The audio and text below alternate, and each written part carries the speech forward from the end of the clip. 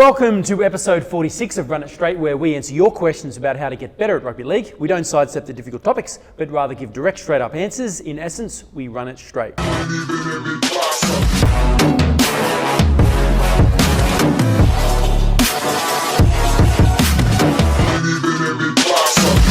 Question number one, is 88 kilos too light for a prop under 18s? Can you give advice for bulking?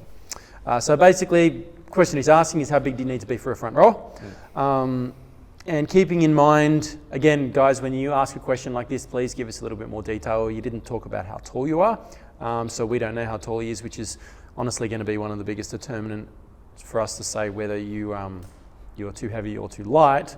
But to give you a bit of an idea, we've had plenty of SG ball players, which is that was the age he was, wasn't he? 18s? Yeah, 18s. So that means,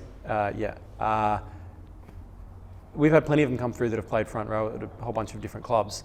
And you're probably looking at the lightest would be 95 kilos to around about, 105, 110, somewhere in that sort of range. If you're under 95, you're probably too light, and you are well under 95, so I would say you're definitely too light. We also look at heights. I don't think we've had anyone under 180 who's played in the middle. Rare. Up to 180 centimetres to 194.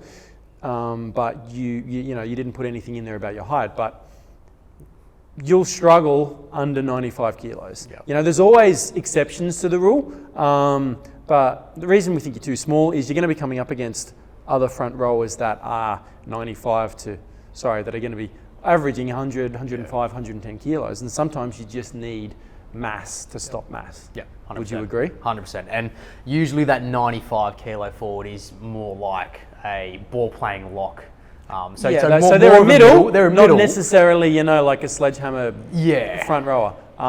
Like we even saw this, we saw it in Origin. Queensland, look, they had an amazing forward pack, all NRL players, great standard, and they were ferocious. That third game, the defence, which I think everyone agrees is one of the best games we've seen in 10 years. But if we look at Ruben Cotter comes in at sort of 95, 96 kilo, Lindsay Collins is 106. So you're sitting at 206 kilo versus if you look at, you got Payne Haas who's 119 and Spencer Lenu's at 110. They're giving away a lot of weight, and you could see it in that game. Sometimes you just need mass to stick in front of mass to slow it down. You can have the best technique. Like we said, they're top level players, amazing technique, all the heart in the world and ferocious. But New South Wales just got the upper hand, and some of their forward, Payne Haas was running, they needed 3 and 4 bodies to get in front of him and stop him because he's just so big. He's just a big unit. And again, he carries that well because he's so tall. No, he does. Like Ruben Cotter, 95 kilos, but he's also probably one of the shortest middles going around. He is. He's compact.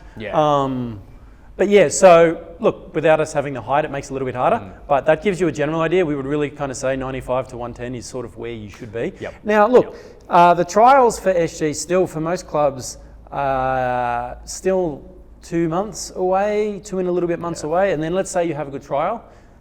Maybe they already know about you within your district, you have a good trial. It'd then be after the trial, it's usually like another month until they start training. So you could have 3 months until pre-season training starts. Now, you're not about to put on 7 kilos, but you can start gaining some size within that period of time. And if you're doing really well, by the time that the season actually starts, when early Feb rolls around, there's no reason you can't go from 88 to 93, 94, 95 kilos if you do the right thing. So, let's say he wants to do the right thing. What does he need to do? So first things first, get into a calorie surplus. That's the biggest thing if you want to gain weight. Second thing, eat around 2 grams per kilogram of body weight in protein. That's another big thing. And weight train, resistance train at least twice a week. They're the cornerstones behind trying to gain size, especially good size as well. I think we've spoken about it before. You can go to Macca's, KFC, Hungry Jack's, all the takeaway joints in the world. Helpful. And eat your way to 95 kilos, but that will be a bad 95. You'd be sloppy and you would probably see it in yourself. So do it right. It might take a little bit longer, but the result you get when you do get to 95 will be 10 times better than what you did if you rushed it. 100%. Okay, next question. I am 14 years old. I am playing Div 3. I am one of the better players in my team. I feel like I have potential. How can I put myself out there more for trials and to get to higher levels? Okay. I really like that you want to get better and you want to improve. A few things. Well, number one, you could look at moving teams. This is the thing, you could look at moving up teams at your club if you can. So you've said you're playing Div 3. Do they have a Div 2 and do they have a Div 1? So can you look at next year trying to push your way into those sides? Now, if they don't, that's when I said you might have to move teams or move clubs, is you might have to go somewhere where there's a Div 2 or a Div 1 side if you want to be playing at those levels. If those things are out of the question, you might even need to play up a year. So even if you're playing Div 3, if you move up to a Div 2 side that is a year up, that's still going to be a pretty significant challenge for you. Those are some of the things that I'll be looking at. Now, you've mentioned when it comes to, you want to put yourself out there as far as trialing, and I'm assuming that means trying to make rep sides. Now, this is one of those things we hear all the time. How do I make a rep side? How do I make a rep side? How do I make a rep side? I'll be honest, the majority of players that are asking that question are usually not good enough. Not all. We do get some. We get some clips that are sent in from boys on Instagram DMs that I look at, and I see some of them like, yep, look, I want to try and help these people to find a trial because they obviously have been doing the work. They've got enough ability. But most players that are asking that question, they're just not good enough yet. So the best advice is don't concern yourself with making the rep side, but rather concern yourself with getting better. So if you're the right age to make, let's say, Harold Matts, or first year of eligibility, so 15s. 15s and 16s get the trial for the 17s season that's in Feb, right? So you're under 15s, try to get into a Div 1 side. Then try to get starting in that Div 1 side. And then try and make yourself one of the top 3 or 4 players within that Div 1 side. That's a much better, rather than, well, I want to make reps next year. It's like, well, let's forget about that. Let's get good enough and get into a situation where you're playing really good football on a consistent basis. Then when the opportunity comes up, you'll be ready to take advantage of that opportunity. So all while you're trying to do that, build your skill set, build your physique, and build your mental toughness. Those are the 3 things. Then the opportunities will come. To give you a bit of an idea on the physique side of things, what you need to be like, we've got the norms that we use. If you're looking to make Harold Matts, for instance, a few of the numbers, you need a bodyweight bench press. You need to be squatting for 3 reps, 1.36 times your body weight. You need chin up, 1.2 times your body weight. And your Bronco time, for forwards, you want to be under 5:19, for backs, under 5:09. And if you're a dummy half, we consider that a back for the Bronco purposes. You should be one of the fittest players in the team.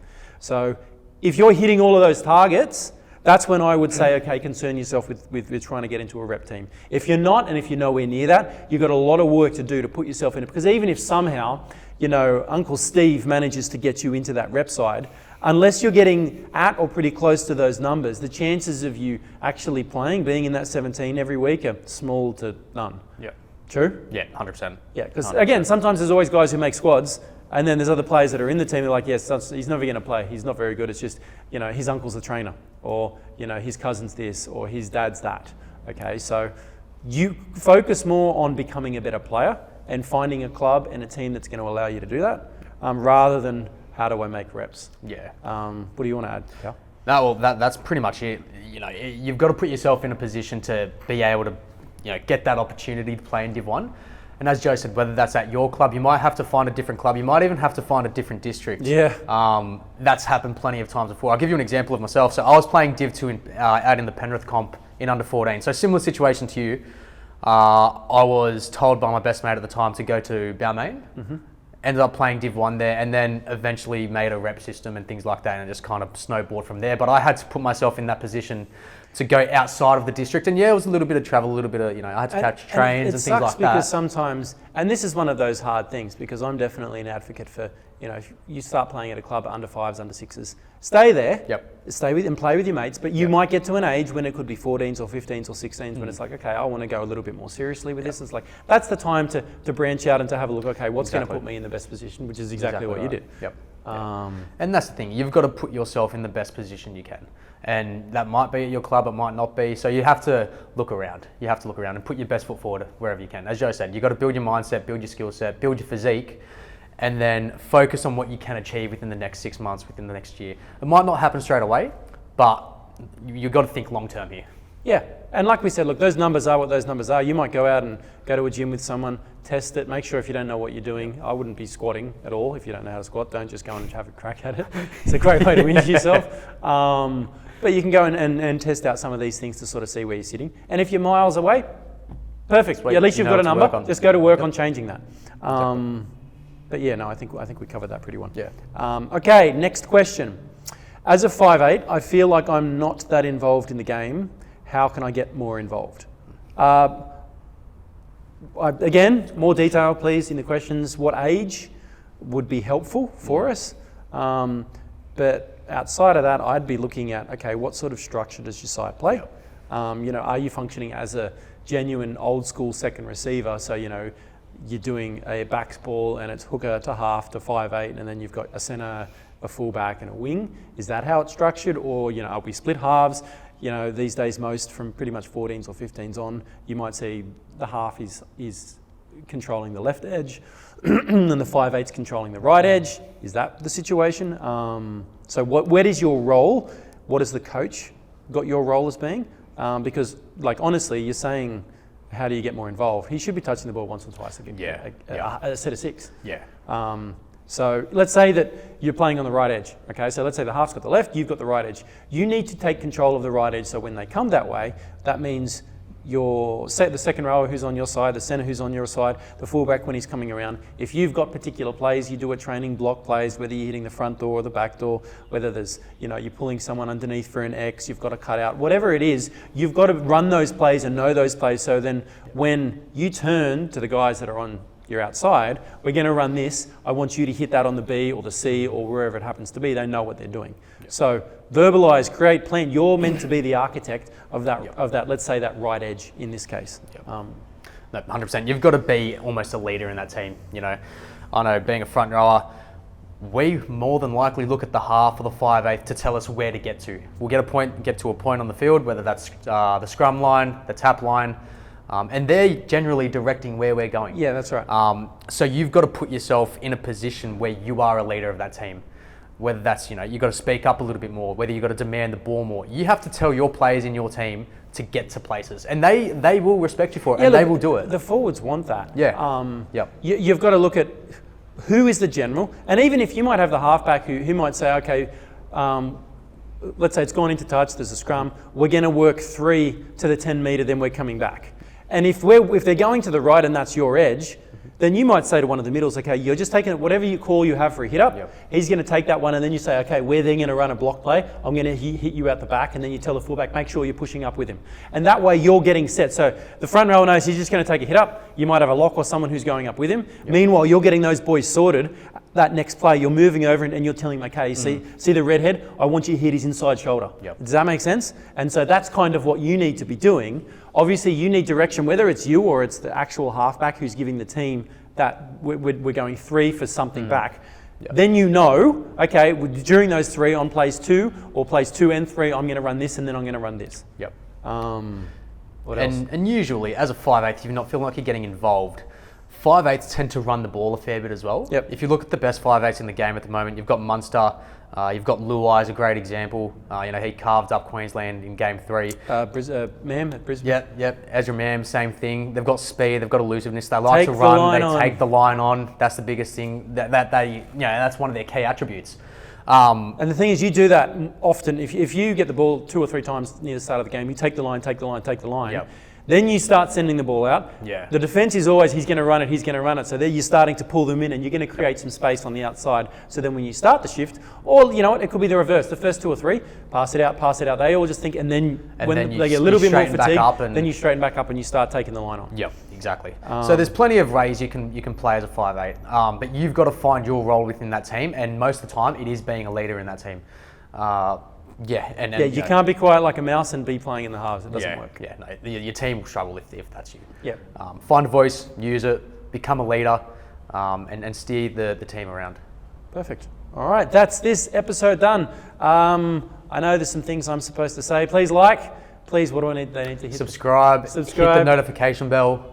Follow us on Instagram if you have any questions. Yeah, if you have any questions, much detail. Yeah, and guys, send questions on Instagram. DM me. It is me answering all of those questions, so please send those through. I'll try and help you out as much as I can.